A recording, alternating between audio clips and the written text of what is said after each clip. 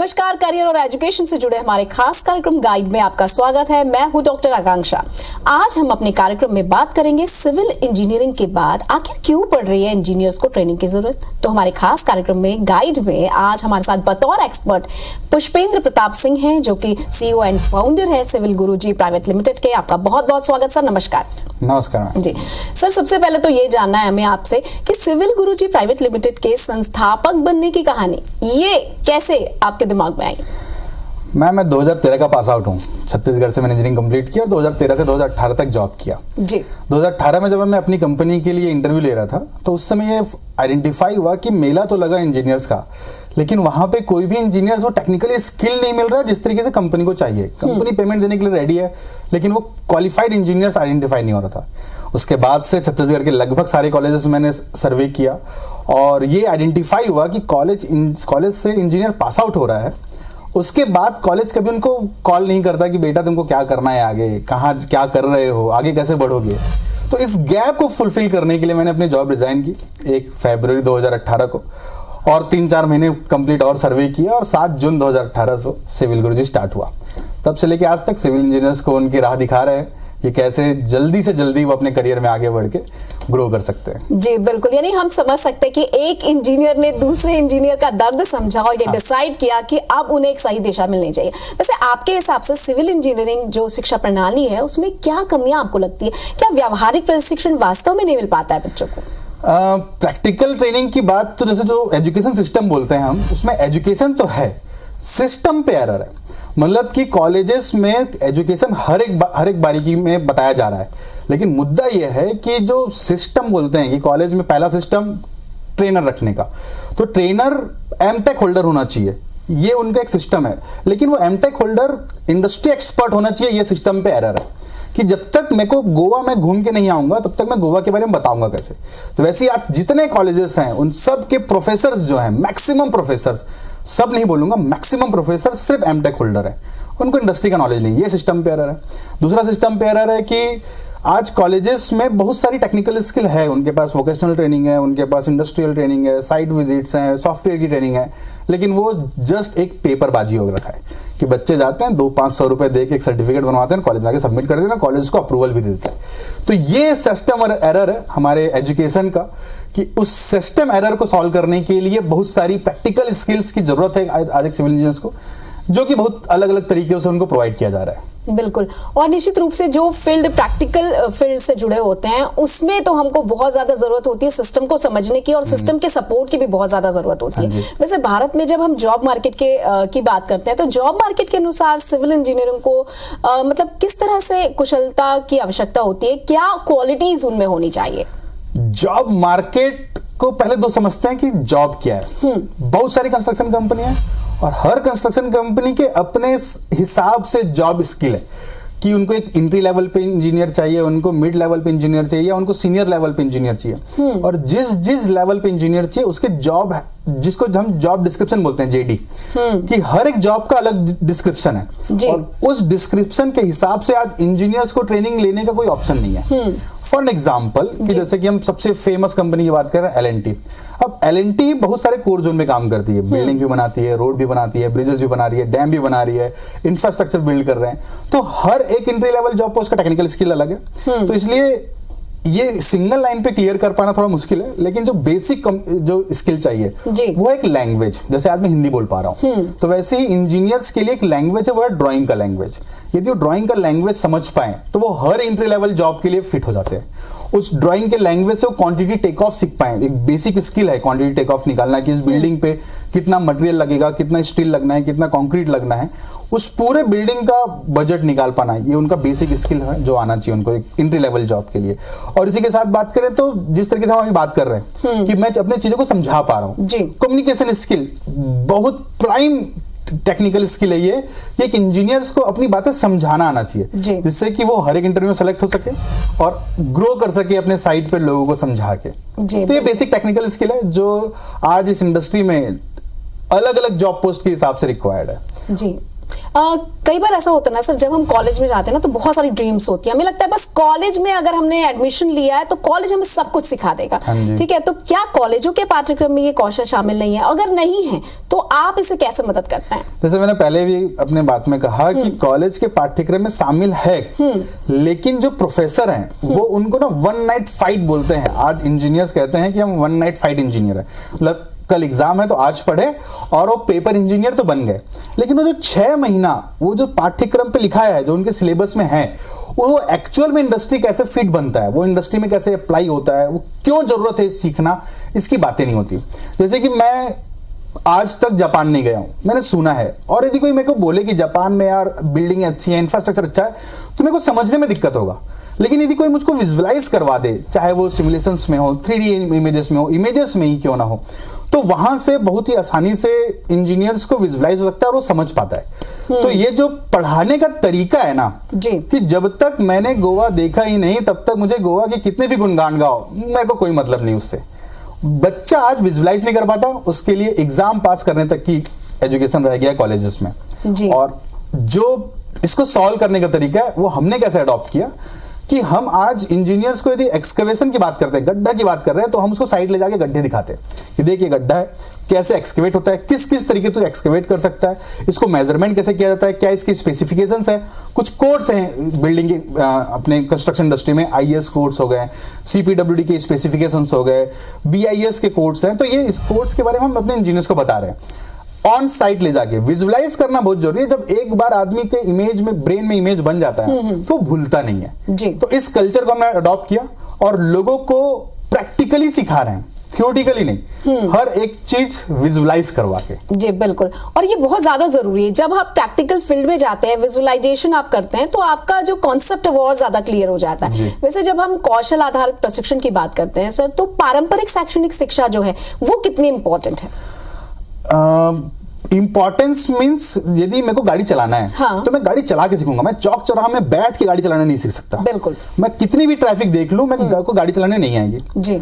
अब रही बात, एक बार मुझे गाड़ी चलाना कोई सिखा दे, चाहे वो ग्राउंड में ही क्यों ना हो, तो मैं हर जगह गाड़ी चलाने के लिए धीरे धीरे कैपेबल बन जाऊंगा। मैं यदि उसको ट्रायल करते रहूंगा तो कि मैं हाईवे में गाड़ी चलाया, मैंने स्पीड गाड़ी चलाया। कुछ लोग व्हीली भी मारना चालू कर देते हैं, वो उनकी प्रैक्टिस पे डिपेंड करता है। इसलिए प्रैक्टिकल ट्रेनिंग जो है उसका मुद्दा बहुत क्लियर है कि जब तक इंजीनियर साइट पे खड़े होके धूप में अपना कलर को काला नहीं करवाएगा तब तक उसको टेक्निकल स्किल का, जो प्रैक्टिकल स्किल है उसका अवेयरनेस नहीं आएगा।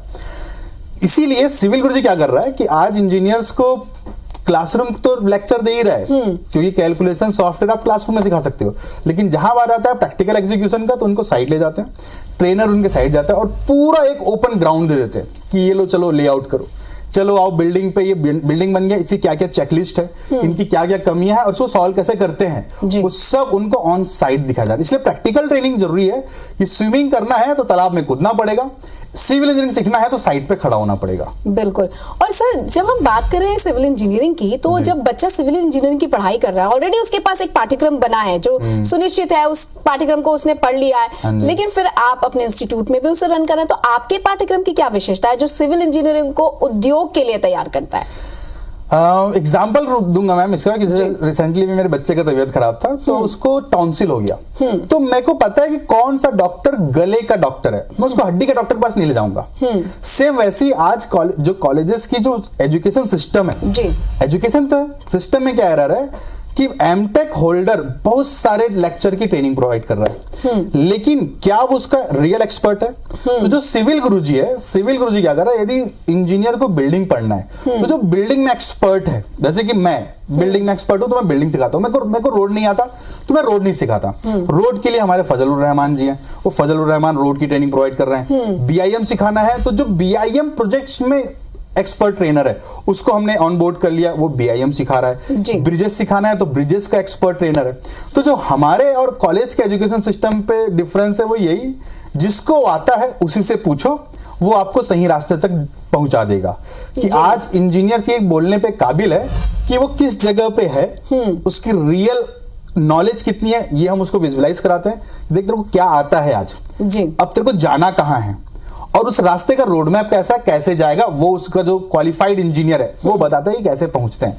तो जब मार्गदर्शक हो तो बहुत आसान हो जाता है लोगों को उसकी मंजिल तक पहुंचाना। बिल्कुल, और खास तौर पर उस व्यक्ति के लिए जिसे चौराहे पर छोड़ दिया गया हो और 4 रास्ते तो दिख रहे हो, पर ये नहीं पता है कि उसे बढ़ना कहाँ पे। वैसे आपके संस्थान से जो ट्रेनिंग लेते हैं तो आपने उनसे फीडबैक भी लिया होगा स्टूडेंट्स से, तो वो स्टूडेंट्स क्या कहते हैं कि करियर में कितना बदलाव उनके आया, किस तरह से चेंजेस वो महसूस करते हैं?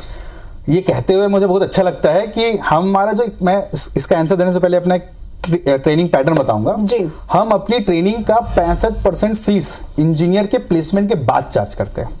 100 रुपए में से 65 रुपए वो तभी पे करेगा जब उसकी जॉब लगेगी, और वो भी मिनिमम सैलरी, मतलब एंट्री लेवल जो सैलरी है, फर्स्ट जॉब मिनिमम 20,000 रुपए की बात करते हैं कि आज इंडिया में है जो जितने कोर जोन है वहां पे एंट्री लेवल मार्केट में 8,000, 10,000, 12,000, 15,000 की सैलरी मिलती है, लेकिन हमारा इंजीनियर एंट्री लेवल पे 20,000 की सैलरी लेता है। तो ये मेरे लिए एक प्राउड मूवमेंट होता है जब भी इंजीनियर्स अपनी बैलेंस फीस पे करने लग जाता है कि हाँ हमने सही पढ़ाया है। अब बात करेंगे फीडबैक का कि 76%, अब फीडबैक तो वही है ना कि जो मेरे पास पैसे आ रहे हैं, जो 65% फीस मेरे को देता है वो आज हमारा 76% सिलेक्शन रेशियो है।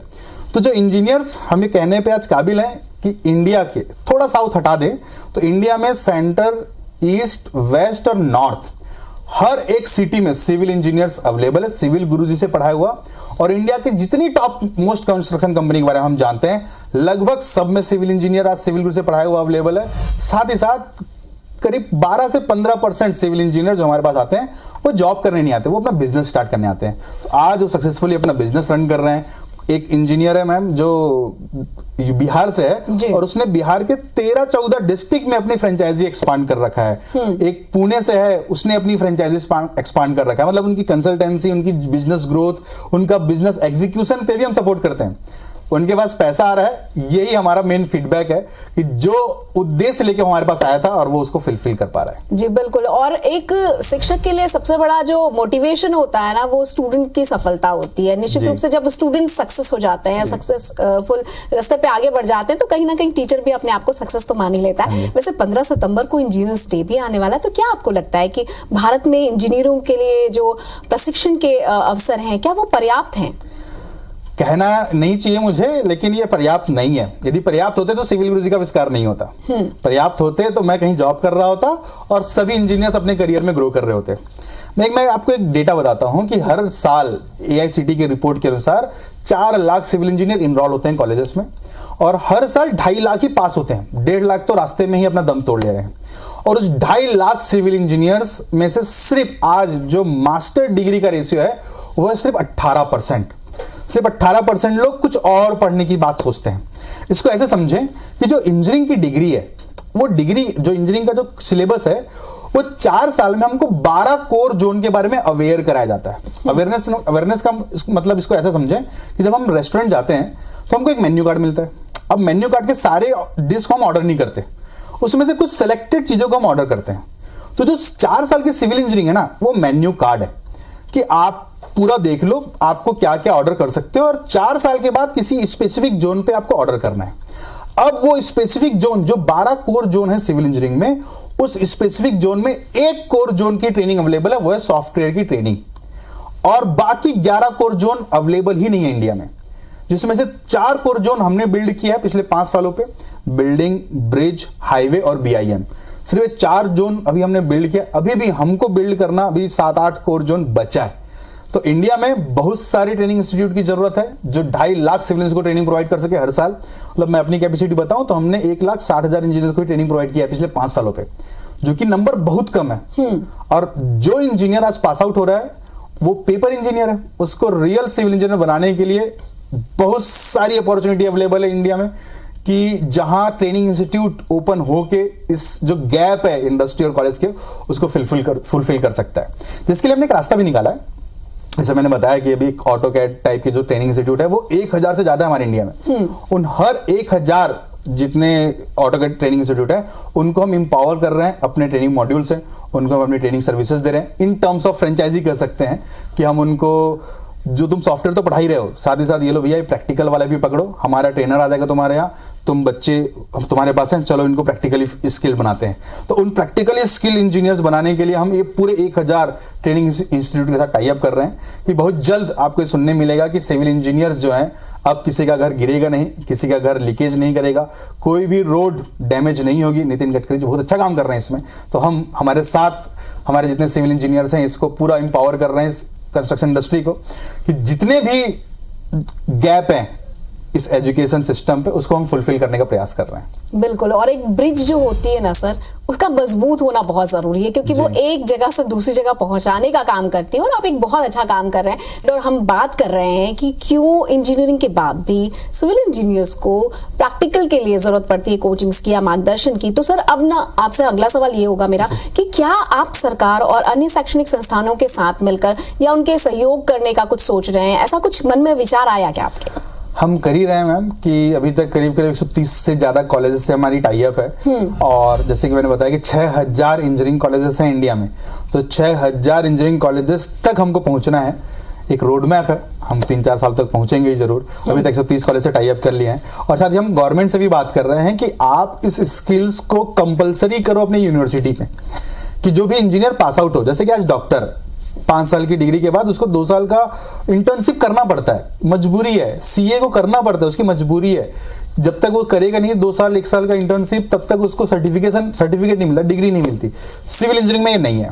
4 साल पढ़ लिए, आपने एग्जाम दे दिया, पास हो गए, आपको डिग्री मिल जाएगी।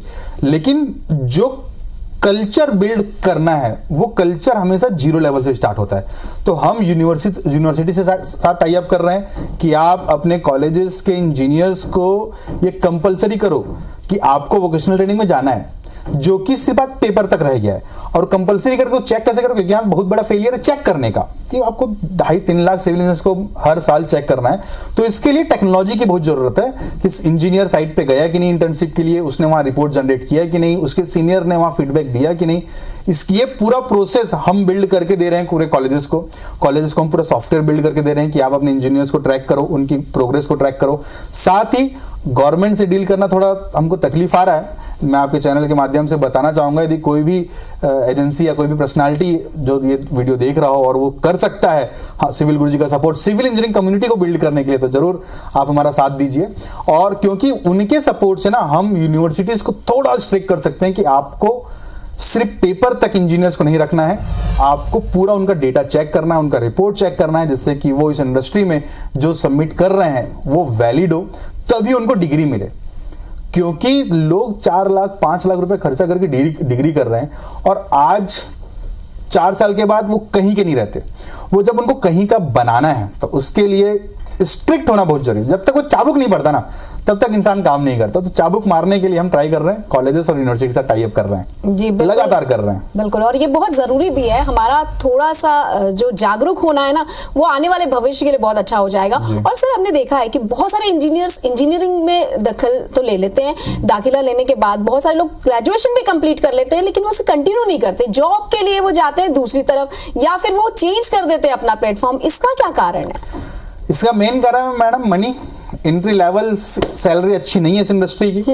उसके पीछे का रीजन भी है कि जैसे कि मेरे पास एक कार है, मान लेते हो कार का रेट है 5 लाख रुपए, तो मैं किसी भी ऐसे नौसिखिए ड्राइवर को चलाने नहीं दूंगा वो कार जो कि सिर्फ 5 लाख रुपए का है, जिस पे मुझे भरोसा नहीं है। या मैं अपने छोटे भाई को या अपने किसी फ्रेंड को तब तक नहीं दूंगा जब तक मुझे फुल्ली कॉन्फिडेंस नहीं है कि वो बच्चा या वो पर्सनालिटी मेरी गाड़ी चला सकता है। सेम यही कहानी कि आज जो कॉलेज से इंजीनियर पास आउट होता है वो कंस्ट्रक्शन कंपनी को ये भरोसा नहीं दिला पा रहा है कि वो उसके करोड़ों के प्रोजेक्ट को हैंडल कर सकता है। अब जब ये भरोसा वो नहीं दिला पाता तो उसको ड्राइवर ना बना के खलासी बना देते हैं और खलासी का रेट कम होता है। तो यही कारण है मेन कि आज इंडस्ट्री में एंट्री लेवल सैलरी कम है। लेकिन इसके सॉल्यूशंस भी बहुत अच्छे हैं कि आप जो जितने भी सिविल इंजीनियर्स हैं उनके लिए सॉल्यूशन है कि आप सिर्फ और सिर्फ जॉब ओरिएंटेड क्यों, आप अपना खुद का भी तो बिजनेस स्टार्ट कर सकते हो, जहां से आपको एक अच्छा स्मार्ट पैकेज मिल सकता है स्टार्टिंग पे, जिसकी पूरी एक लर्निंग पैटर्न है कि कभी भी कंपनी एक साथ धीरू भाई अंबानी के जैसे रिलायंस नहीं बनती। आपको इनिशियल लेवल पे ही चालू करना पड़ता है, पहले वो सिक्का गला के ही बेचना पड़ेगा आपको।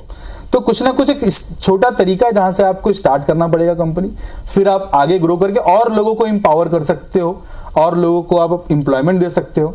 साथ ही जितने आज बड़े इंस्टीट्यूशन हैं जहां 15-20 लाख रुपए लगता है इंजीनियरिंग कंप्लीट करने पे, वहां के इंजीनियर्स 4 साल के बाद इस इंडस्ट्री में एंट्री नहीं कर रहे जी। क्यों? क्योंकि उनको आईटी सेक्टर से, फाइनेंस सेक्टर से, बैंकिंग सेक्टर से और ऐसे एनबीएफसी से ऑफर मिल जाते हैं, क्योंकि वो कोर ब्रेन है जी। जैसे आईआईटीज की बात करें, आईआईटीज एनआईटीज में वो अच्छे ब्रेन है जी। तो बड़ी कंपनियां उस अच्छे ब्रेन को कवर कर देती है जी कि भैया तुम अच्छे ब्रेन हमारे पास आ जाओ, हम तुमको 4-6 महीने सिखा के तुम्हारे ब्रेन से अपना बिजनेस बिल्ड कर लेंगे, और वहां उनको मोटा पैकेज मिलता है जी। और यही आकर्षण उन्हें अपनी तरफ खींच लेता है। जैसे सर, जब आपकी तरफ लोग रुक करते हैं, जब कोचिंग की तरफ आते हैं, तो क्या आपके पाठ्यक्रम किसी भी मान्यता प्राप्त जगह की कोई प्रमाणिक चीजें देते हैं या फिर आप कोई सर्टिफिकेट देते हैं? ऐसा क्या है जिसके लिए लोग वहां तक पहुंचते हैं? सबसे पहले तो जितना कोर्स हमने बिल्ड किया है सेल्फ, तो वो हमने स्किल इंडिया से अप्रूव करवा रखा है कि भैया जो हम पढ़ा रहे हैं वो स्किल इंडिया, गवर्नमेंट बॉडी है, स्किल इंडिया हमको अप्रूव देती है। सेकंड, जो सॉफ्टवेयर्स हैं, अब सॉफ्टवेयर की कोई मालिक है जैसे कि ऑटोडेस्क हमारा पार्टनर है कि जितने भी इंजीनियर्स को हम ट्रेनिंग प्रोवाइड करेंगे सॉफ्टवेयर्स के लिए, वो ऑटोडेस्क सर्टिफाइड कर रहा है, बेंटले हमको सर्टिफाइड करता है। तो जिस भी तरीके से सर्टिफिकेशन जहां से अप्रूव हो सकता है वहां से हम अप्रूवल करा के उसको इंटरनेशनल लेवल पे एलिजिबल करा रहे हैं कि आज इंडिया में जो हमारा बच्चा पढ़ रहा है वो दुनिया के किसी भी कंस्ट्रक्शन कंपनी में जाके, किसी भी गवर्नमेंट में या प्राइवेट सेक्टर में जाके सर्टिफिकेशंस को वेरीफाई करा सकता है, जो कि सेंट्रल लेवल पे स्किल इंडिया से अप्रूव्ड है, प्लस जितनी सॉफ्टवेयर एजेंसी है वो सॉफ्टवेयर से अप्रूव्ड है। तो जो एक्रेडिटेशन कहते हैं सॉफ्टवेयर का वो सॉलिड है, कहीं उसमें लीक नहीं है।